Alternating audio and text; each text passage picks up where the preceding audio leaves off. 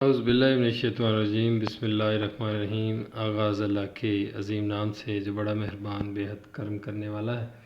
میں ہوں محمد افضل حیدر۔ آج ہمارا موضوع اظہار ہے آپ کے سرمایہ اردو کا دوسرا سبق اپنی مدد آپ۔ اس کے مصنف کا نام ہے سر سید احمد خان۔ آج ہم نے سر سید احمد خان کے تعارف کے حوالے سے اور اس سبق کے پس منظر اور اہم نکات کے حوالے سے بات کرنی ہے۔ تو آئیے چل کر سب سے پہلے دیکھتے ہیں کہ سر سید احمد خان کا جو تعارف اور ان کا خاندانی پس منظر کیا ہے۔ عزیز طلباء، سر سید احمد خان 19ویں صدی کے وہ عظیم مسلح ہیں جن کی مخلصانہ کوششوں سے برصغیر کے مسلمان جدید علوم کی تحصیل کی طرف راغب ہوئے۔ علمی بیداری کی یہ تحریک سیاسی شعور میں ارتقاء کا باعث بنی اور مسلمانوں کے آزاد ملک کے قیام پر اختتام پذیر ہوئی۔ تو 19ویں صدی کا جو ان کو عظیم مسلح قرار دیا جاتا ہے وہ اس بنیاد پر ہے کہ جب 1857 کی جنگ آزادی ہوئی، اس وقت مسلمانوں کا ساتھ دینے کے لیے، اس وقت مسلمانوں کا ساتھ نبھانے کے لیے اور کوئی لیڈر موجود نہیں تھا جو مسلمانوں کی اس ڈوبتی ہوئی نیا کو کنارے لگائے۔ مسلمان ہر طرف سے گر چکے تھے، علمی لحاظ سے، اخلاقی لحاظ سے، سیاسی لحاظ سے پسے ہوئے تھے۔ تو ان کو اس گرداب سے نکالنے کے لیے جو سر سید احمد خان کی کوششیں ہیں وہ لائق تحسین ہیں، وہ ایک عظیم لیڈر والی ہیں۔ تو آگے چل کے دیکھتے ہیں کہ سر سید احمد خان کا جو خاندانی پس منظر ہے وہ کیا ہے۔ سر سید احمد خان 1817 عیسوی کو دہلی میں پیدا ہوئے۔ ان کے والد محمد متقی مغلیہ دربار سے وابستہ تھے۔ سر سید نے تعلیم کی تکمیل کے بعد انگریز انتظامیہ کی ملازمت اختیار کی، بعد ازاں ترقی کر کے جج بن گئے۔ 1857 کی جنگ آزادی کے بعد انہوں نے یہ محسوس کیا کہ مسلمانوں کا مفاد انگریز دشمنی کے بجائے انگریزوں کے ساتھ اعتماد کی فضا کی بحالی اور دیر پا دوستی میں ہے۔ جیسا کہ میں آپ کو پہلے بھی بتا رہا تھا کہ 1857 کی جنگ آزادی اس وقت کا جو متحدہ ہندوستان تھا اس کے لیے ایک اہم موقع تھا، جب انگریزوں نے اس غدر کو اور اس بغاوت کو بری طرح کچلا اور اس میں جو ملوث لوگ تھے ان کو نشانہ عبرت بنایا۔ تو یہ 1857 کی جنگ آزادی جو ہے خاص طور پر مسلمانوں کے لیے ایک ظلم کی جو شام ہے وہ بن کر آئی، اور ایک ایسے ظلم اور جبر کے پہاڑ مسلمانوں کے اوپر توڑے گئے جس کی کوئی نظیر نہیں ملتی۔ ہندو چوکے عیار اور چلاک قوم تھی، وہ انگریزوں کے ساتھ مل گئے اور انہوں نے سارا کا سارا جنگ کا جو ملبہ ہے مسلمانوں کے اوپر ڈالا اور کہا کہ ہم تو اس جنگ کے اندر شراکت دار نہیں تھے، جو کچھ کیا ہے مسلمانوں نے کیا ہے۔ تو انگریز ہندوؤں کی اس چال کے اندر آ گئے اور انہوں نے مسلمانوں کو چن چن کر ان سے بدلے لیے اور ان کو ایک اقلیت کے طور پر ٹریٹ کیا، اور جتنی بھی اہم وزارتیں تھیں، جتنے بھی اہم ادارے تھے، جتنی بھی اہم ملازمتیں تھیں، جتنے بھی اہم امور تھے، ان سب سے مسلمانوں کو دور رکھا اور ہندو جو ہے وہ مسلمانوں کے انگریزوں کے قریب ہوتے گئے۔ تو یہ وہ وقت تھا جس کے بعد انگریز اور مسلمانوں کے درمیان ایک بہت بڑی خلیج پیدا ہو گئی تھی اور اس خلیج کو کم کرنے والا کوئی نہیں تھا۔ تو سر سید نے اس جو رابطے کا فقدان ہے، جو کمیونیکیشن گیپ ہے، اس کو محسوس کیا، تو انہوں نے مسلمانوں اور انگریزوں کے درمیان اعتماد کی فضا کی بحالی میں اہم کردار ادا کیا اور مسلمانوں کو ریئلائز کروایا کہ وہ بھی ایک قوم ہے اور کچھ کر سکتے ہیں، ان میں بھی ابھی تک جذبہ موجود ہے۔ اور انگریزوں کو دوسری طرف یہ بتایا کہ مسلمان آپ کے دشمن نہیں بلکہ دوست ہیں، آپ ان کو ساتھ لے کر چلنے کی کوشش کریں۔ اس سوچ کے پیش نظر انہوں نے سائنٹیفک سوسائٹی اور محمڈن ایجوکیشنل کانفرنس جیسے اہم ادارے قائم کیے، اور ان اہم اداروں کا مقصد یہی تھا کہ مسلمانوں کو جدید علوم جو ہیں وہ ان سے روشناس کروایا جا سکے تاکہ وہ بدلتے ہوئے زمانے کے تقاضوں کا مقابلہ کر سکیں اور دنیا کے ساتھ چل سکیں۔ اسی سلسلے کی ایک اہم کڑی علی گڑھ کے اندر انگریز طرز کے اسکول کی بنیاد تھی، جو کہ سر سید نے رکھی، جو علی گڑھ تحریک کی شکل میں پورے کے پورے ہندوستان میں پھیل گیا اور مسلمانوں کی علمی بیداری کا باعث بنا۔ یہ وہ ادارہ تھا جو بعد میں کالج اور یونیورسٹی بن کر مسلمانان ہند کے ترجمان ادارے کے طور پر سامنے آیا۔ سر سید نے رسالہ تہذیب الاخلاق جاری کیا، جس کے مضامین نے مسلمانوں کی ادبی اور سماجی اصلاح میں اہم کردار ادا کیا۔ رسالے کے پس منظر کے حوالے سے میں آپ کو تھوڑا سا بتانا چاہوں گا کہ سر سید 1860 کی دہائی میں انگلینڈ گئے تھے۔ وہاں پر انہوں نے آکسفورڈ اور کیمبرج کا دورہ کیا، تو وہاں پر سٹیل اور ایڈیسن دو بھائی تھے جو کہ اسپیکٹر اور ٹیٹلر کے نام سے ایک رسالہ نکالا کرتے تھے، جس کا مقصد وہاں کے لوگوں کی علمی، سیاسی، سماجی اور اخلاقی تربیت تھا۔ تو یہ آئیڈیا سر سید کو بڑا کلک کیا، تو انہوں نے وہاں سے جو یہ آئیڈیا لیا اور واپس آتے ہی تہذیب الاخلاق کے نام سے ایک رسالہ جاری کیا، جس کا خالصتاً مقصد جو ہے وہ مسلمانوں کے اخلاق کی تہذیب اور تربیت تھی۔ سر سید اردو کے پہلے مضمون نگار بھی ہیں، تو جو مقالات سر سید ہے وہ سر سید کے مضامین کے اوپر مشتمل ایک کتاب ہے، جس سے یہ سبق بھی لیا گیا ہے۔ ان کا طرز تحریر انتہائی سادہ ہے۔ انہوں نے اردو میں جدید تعمیری اور اصلاحی خیالات کو مضامین کی صورت میں تحریر کیا، جو ان کا ادبی کارنامہ ہے۔ یہ مضمون اپنی مدد آپ جو کہ آج ہم پڑھ رہے ہیں اور زیر بحث لا رہے ہیں، یہ ان کی ایک کتاب ہے مقالات سر سید، اس کی جلد پنجم سے لیا گیا ہے۔ مسلمانوں کا یہ عظیم لیڈر، جس نے مسلمانوں کو اس گرداب سے نکالا، مسلمانوں کی ڈوبتی نیا کو کنارے لگایا، مسلمانوں کو بتایا کہ تم بھی کچھ کر سکتے ہو، تم بھی ایک کام ہو، یہ عظیم لیڈر جو ہے 1858 عیسوی کو اس دنیا سے رحلت فرما گئے۔ اس کے بعد سبق کے مرکزی خیال کے حوالے سے بات کریں گے کہ سر سید احمد خان نے یہ سبق کیوں لکھا، اس کی تھیم کیا ہے، اس کا مقصد کیا تھا، وہ اس سبق کے اندر ہمیں کیا بتانے کی کوشش کر رہے ہیں۔ تو سادہ لفظوں میں آپ کو بتانا چاہوں کہ سر سید احمد خان نے یہ جو سبق ہے اپنی مدد آپ، اس میں ایک ہی نقطہ جو ہے اس کے حوالے سے ہمیں سمجھانے کی کوشش کی ہے کہ جب تک ہم اپنی مدد آپ نہیں کریں گے، ہم سیلف ڈیپینڈنٹ نہیں ہوں گے، تب تک ہم کبھی بھی ترقی نہیں کر سکتے۔ ہمارا المیہ یہ ہے کہ ہم دنیا سے جو ہے وہ پکی پکائی جو ہے وہ مچھلی لیتے ہیں، یہ نہیں پوچھتے کہ مچھلی پکڑنے کا طریقہ کیا ہے۔ تو اب اس سبق کے مرکزی خیال کے حوالے سے میں نے جو پوائنٹس بنائے ہیں وہ اس پہ بات کرتے ہیں۔ اپنی مدد آپ کا جذبہ ہی کسی شخص اور کسی قوم کی ترقی اور طاقت کی بنیاد ہے۔ تو یہ صریحاً ٹھیک بات ہے کہ جب تک ہم اپنی مدد آپ نہیں کریں گے، ہم باحثیت قوم اور باحثیت فرد کبھی بھی طاقتور نہیں ہو سکتے۔ جب دوسرے ہماری مدد کرتے ہیں تو یہ جذبہ کمزور پڑ جاتا ہے۔ جب دوسرے لوگ آئیں گے، بڑھ چڑھ کر ہماری مدد کریں گے، ہمیں کمزور جانیں گے، ہمیں نکھٹو سمجھیں گے، تو ہمارے اندر جو ایک قومی ترقی اور طاقت کا جذبہ ہوگا وہ ماند پڑ جائے گا، اور ہم کبھی بھی جو ہے وہ جذبے اور محنت کے ساتھ آگے نہیں بڑھ پائیں گے۔ باحثیت قوم ہمارا امیج بری طرح ڈسٹرائے ہو جائے گا۔ لہٰذا ہمیں چاہیے کہ اپنی خراب عادات کی اصلاح کر کے قومی ترقی میں اپنا کردار ادا کریں۔ تو سر سید نے بھی اس ایک نقطے کے اوپر ہمیں لانے کی کوشش کی ہے کہ ہمارے اندر جتنی بھی خراب عادات ہیں، سستی ہے، کاہلی ہے، اس کو ہم اصلاحی طور پہ جو ہے ان کو سنواریں اور قومی ترقی کے اندر اپنا کردار ادا کریں، تاکہ ہم باحثیت فرد بھی ترقی کر سکیں اور اس کا حصہ قوم کی ترقی کے اندر بھی ڈل سکے، کیونکہ قومی ترقی افراد کے اعلیٰ صاف ہی کا نتیجہ ہے۔ اصل غلام دراصل اپنی عادت کی غلامی ہے۔ تو یہ ایک بہت اہم بات ہے جو سر سید نے ہمیں بتانے کی کوشش کی ہے۔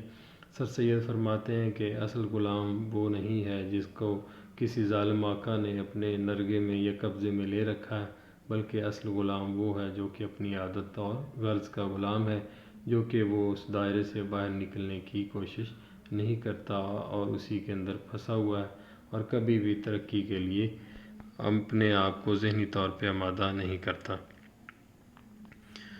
اس غلامی کو ختم کیے بغیر زندگی میں کوئی تبدیلی نہیں لائی جا سکتی۔ موجودہ ترقی کئی نسلوں کی مسلسل محنت کا نتیجہ ہے، اور یہ وہ نقطہ ہے جو سر سید نے ہمیں بار بار سبق کے اندر بتانے کی کوشش کی ہے کہ جو ترقی ہمیں آج کل کے اس دور کے اندر نظر آ رہی ہے، یہ ترقی مسلسل محنت کا نتیجہ اور کسی ایک نسل کی محنت کا نہیں بلکہ کئی نسلوں کی محنت کا نتیجہ ہے۔ ہمارے آباء و اجداد، ہمارے اسلاف نے جو محنتیں کی ہیں، اسی کی وجہ سے آج جو ہمیں دنیا میں ترقی کی جو صورت دیکھنی نصیب ہوئی ہے، یہ ریاضت کا اور محنت کا نتیجہ ہے، ہماری نہیں بلکہ جو ہماری سابقہ اقوام، جو ہماری سابقہ نسلیں گزر چکی ہیں ان کی۔ ہمیں چاہیے کہ ترقی کے اس مینار کو مزید اونچا کریں اور اس کی سربلندی کے لیے دن رات ایک کر دیں۔ یہ نہ سوچیں کہ جو کچھ ہمیں مل چکا ہے یہ کافی ہے اور یہ آنے والی نسلوں کے لیے بھی کافی ہوگا، بلکہ ہمیں اپنی طرف سے اس میں مزید حصہ ڈالنا چاہیے اور بڑھ چڑھ کر اس مینار کو مزید اونچا کرنا چاہیے۔ آگے فرماتے ہیں کہ انسان علم کی نسبت عمل سے زیادہ سیکھتا ہے، شخصی سیرت میں معاشرے کو بدلنے کی قوت موجود ہے۔ تو یہ بھی بڑی پریکٹیکلی پروون بات ہے کہ انسان علم کی نسبت عمل سے زیادہ سیکھتا ہے، کہ علم تو آپ نے حاصل کر لیا ہے، لیکن جب آپ اس علم کو حاصل کر کے اس کو امپلیمنٹ نہیں کریں گے، عملی طور پر اس علم کا اظہار نہیں کریں گے، آپ کی گفتگو سے، آپ کی چال ڈھال سے، آپ کے اٹھنے بیٹھنے سے، آپ کے عادات و اطوار سے ظاہر نہیں ہوگا کہ آپ علم یافتہ ہیں، تو پھر اس علم کا کیا فائدہ؟ علم وہ ہے جو کہ آپ کے عمل سے زیادہ عمل سے نظر آنا چاہیے، ہر ایک کو دکھنا چاہیے کہ آپ کتنے تہذیب یافتہ ہیں۔ پھر فرماتے ہیں کہ شخصی سیرت میں معاشرے کو بدلنے کی قوت موجود ہے۔ شخصی جو سیرت ہے اس کے اندر معاشرے کو بدلنے کی طاقت موجود ہے، کہ ایک شخص جتنا جو ہے ذاتی زندگی کے حوالے سے با کردار ہوگا، اتنے ہی مثبت اثرات جو ہیں وہ اس کے معاشرے کے اوپر بھی ہوں گے۔ عزیز طلبہ، اس کے بعد ہم سبق اپنی مدد آپ کے اہم نکات کے اوپر بات کریں گے۔ میں نے اپنے مطالعے کے اندر اس سبق کے اندر جو جو چیزیں محسوس کی ہیں وہ میں نے نکات کی صورت میں 10 سے 12 پوائنٹ میں لکھے ہیں، اس پہ بات کرتے ہیں۔ سب سے پہلے سر سید نے یہ بتانے کی کوشش کی ہے کہ خدا ان کی مدد کرتا ہے جو اپنی مدد آپ کرتے ہیں۔ تو یہ 100% درست بات ہے کہ جب تک ہم لوگ اپنی مدد آپ نہیں کریں گے، اللہ بھی ہماری مدد نہیں کرے گا۔ خدا اس وقت ہماری مدد کرے گا جب ہم خود کوشش کریں گے اپنی مدد آپ کرنے کی، اپنے آپ کو مشکلات سے، اپنے آپ کو گرداب سے، اپنے آپ کو ذلتوں سے، اپنے آپ کو رسوائیوں سے نکالنے کی کوشش کریں گے تو اللہ بھی ہماری مدد کریں گے اور ہم آسانی سے ان مشکلات سے نکل آئیں گے۔ اس کے بعد پھر فرماتے ہیں کہ اپنی مدد آپ قومی ترقی کی بنیاد۔ سر سید فرماتے ہیں کہ جب تک ہم اپنی مدد آپ نہیں کریں گے، نہ تو ہم انفرادی طور پر ترقی یافتہ ہو سکتے ہیں، نہ قومی طور پر۔ اپنی مدد آپ کرنے کا جذبہ ہمیں قومی طور پر ترقی یافتہ بنانے کی بنیاد رکھتا ہے۔ دوسروں سے مدد طلبی غیرت اور عزت نفس کی بربادی، یہ بھی 100% درست بات ہے۔ موجودہ تناظر کے حوالے سے بھی دیکھا جائے کہ جب ہم دوسروں سے مدد طلب کریں گے، دوسروں کی طرف دیکھیں گے، ہاتھ پھیلائیں گے، کشکول لے کر بھیک مانگیں گے، تو یہ ہمارے اندر سے غیرت اور عزت نفس کو برباد کر کے رکھ دے گی اور ہماری غیرت، عزت نفس جو ہے وہ پامال ہو جائے گی۔ تو سب سے بڑھ کر جو ہمیں کرنا ہے وہ یہ ہے کہ ہم اپنی مدد آپ کریں، اپنے وسائل کے اوپر بھروسہ کریں، کوشش کریں کہ جتنے بھی دستیاب وسائل ہیں اس سے سیکھ کر، ان سے گزارا کر کے ہم آگے بڑھیں اور اپنے لیے دیر پا ترقی کے نئے نئے مواقع تلاش کریں۔ آپ ہمارے ملک کی مثال اس حوالے سے سامنے رکھ سکتے ہیں کہ ہم اگر دوسرے ممالک سے بھیک مانگیں گے، قرضے لیں گے IMF کے پیکج لیں گے، امریکہ کی طرف دیکھیں گے تو وہ جتنے مرضی ڈرون حملے کر لے، جتنے مرضی ہمارے بندے اٹھا لے، جتنی مرضی ہمارے اوپر معاشی پابندیاں لگا دے، تو ہم جو ہے ان کے سامنے گھٹنے ہی ٹیکیں گے، اس کے علاوہ ہمارے پاس اور کوئی چارہ نہیں ہوگا۔ اس کے بعد سر سید نے بات کی ہے کہ جیسی رعایا ہوگی ویسی ہی حکومت ہوگی، تو یہ بھی 100% سچ بات ہے کہ جس طرح کے لوگ ہوں گے ان کے اوپر سیم ٹو سیم ویسی ہی حکومت ہوگی۔ اچھے لوگ ہوں گے تو ان کے اوپر لوگ، حکومت کرنے والے لوگ بھی اچھے ہوں گے۔ اگر قوم بد تہذیب ہوگی، بد کردار ہوگی اور بہت سارے دیگر معاملات میں الجھی ہوگی، کرپشن کرنے والی کرپٹ قوم ہوگی، تو ان کے اوپر حکمران بھی کرپٹ ہوں گے۔ جس طرح کا را مٹیریل ہوگا ویسے ہی اس کے اوپر عمارت بھی بنے گی۔ قومی ترقی افراد کے اعلیٰ اوصاف کا مجموعہ، تو یہ بھی سچ بات ہے کہ جو قومی ترقی ہے وہ اس کے افراد کے اعلیٰ اوصاف کے مجموعے کے اوپر مبنی ہے۔ جس طرح کہ اس کے لوگوں کا وصف ہوگا، ان کے لوگوں کا کریکٹر ہوگا، ویسے ہی اس قوم کی ترقی ہوگی۔ دوسروں کی امداد کی امید نادانی اور ذہنی غلامی، جب ہم دوسروں کی جو امداد ہے اس کی امید رکھیں گے کہ ہم خود کچھ نہیں کریں گے، ہاتھ پر ہاتھ دھر کر بیٹھے رہیں گے اور نکما پن جو ہمارے اندر آ جائے گا، تو یہ ہمیں ذہنی طور پر نادان اور غلام بنا دے گی۔ اس کے بعد سر سید فرماتے ہیں کہ اصل غلام اپنی عادت اور غرض کا غلام، تو یہ اس پہ پہلے بھی بات کر چکا ہوں کہ اصل غلام وہ ہے جو اپنی عادت اور غرض کا غلام ہے، نہ کہ وہ جس کے اوپر کوئی ظالم اور جابر آقا جو ہے اس نے اپنا قبضہ جمایا ہوا۔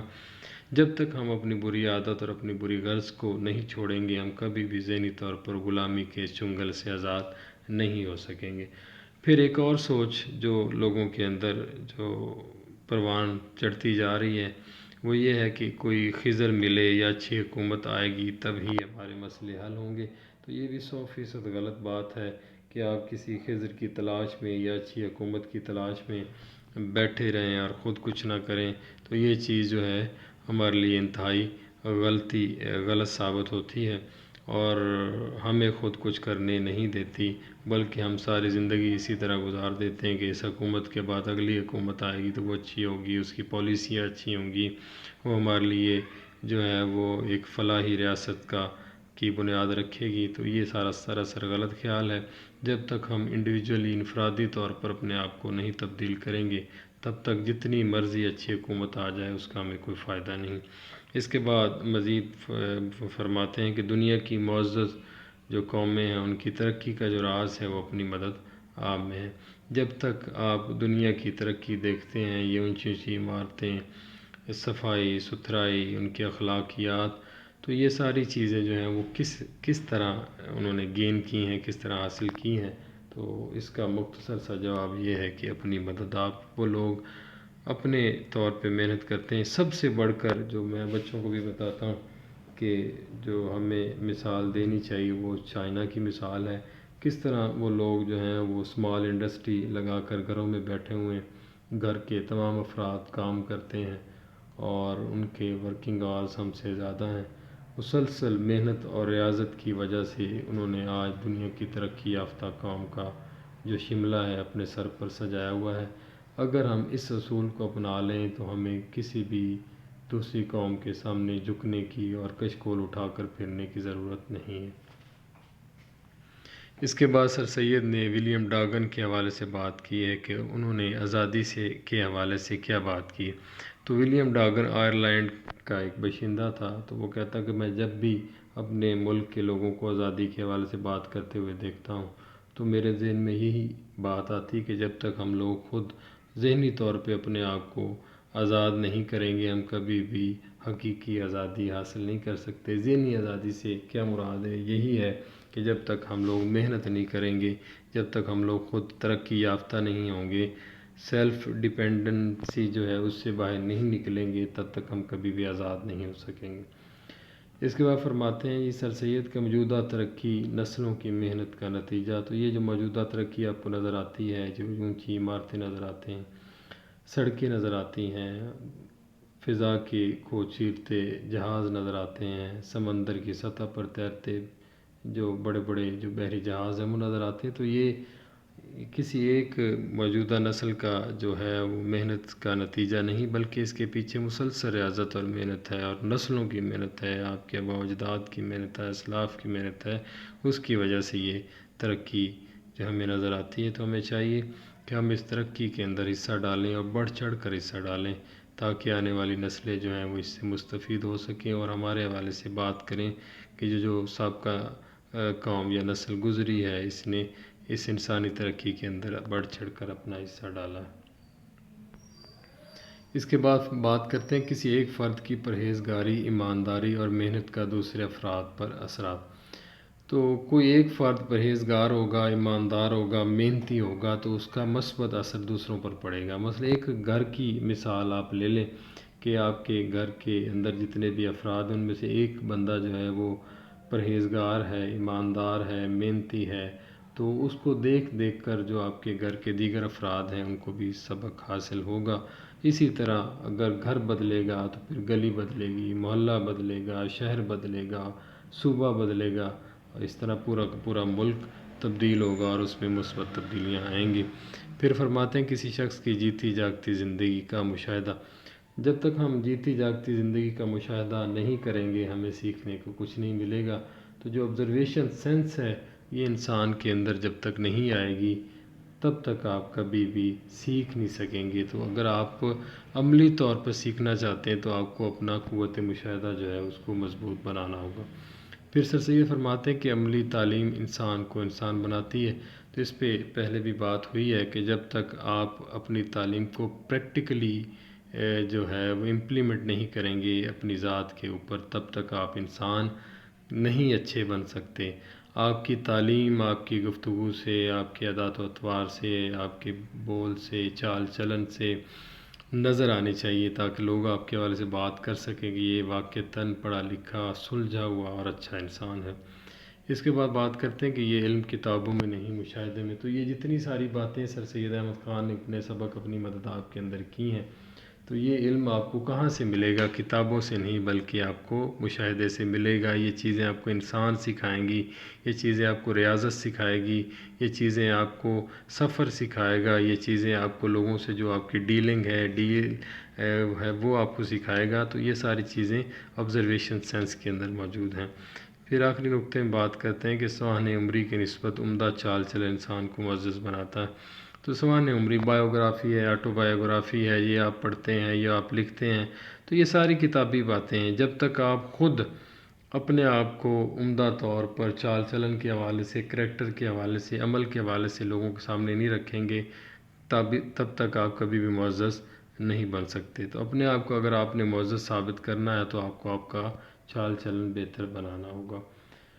تو عزیز طلبہ، میں امید کرتا ہوں کہ جو میں نے یہ اسائنمنٹ آپ کے سامنے رکھی ہے، اس کی آپ کو اچھی طرح سمجھ آ چکی ہوگی۔ میں نے کوشش کی ہے کہ جو سبق اپنی مدد آپ ہے، اس کے اندر جتنے بھی اہم پوائنٹس ہیں ان کے اوپر بات کر سکوں۔ آخر میں ایک لائن کے اوپر جو میں یہ بات کرنا چاہوں گا، اپنے جو میرا آج کا تھیسس تھا اس کو سمونے کی کوشش کروں گا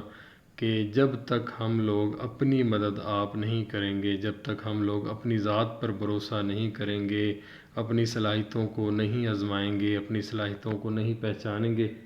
تب تک ہم کبھی بھی سچی ترقی نہیں کر سکیں گے، تب تک ہم کبھی بھی قومی لحاظ سے مضبوط نہیں ہو سکیں گے، تب تک ہم کبھی بھی آگے نہیں بڑھ پائیں گے۔ تو میں امید کرتا ہوں کہ آپ کو اچھی طرح سمجھ آ گئی ہوگی۔ آخر پر میں دعا گو ہوں کہ اللہ آپ کی حفاظت فرمائے، آپ کے اہل خانہ کی حفاظت فرمائے، آپ کو اپنے حفظ و ایمان میں رکھے، اور آپ کو تمام تر خطرات سے، تمام تر مشکلات سے، تمام تر پریشانیوں سے دور رکھے۔ والسلام، اللہ حافظ۔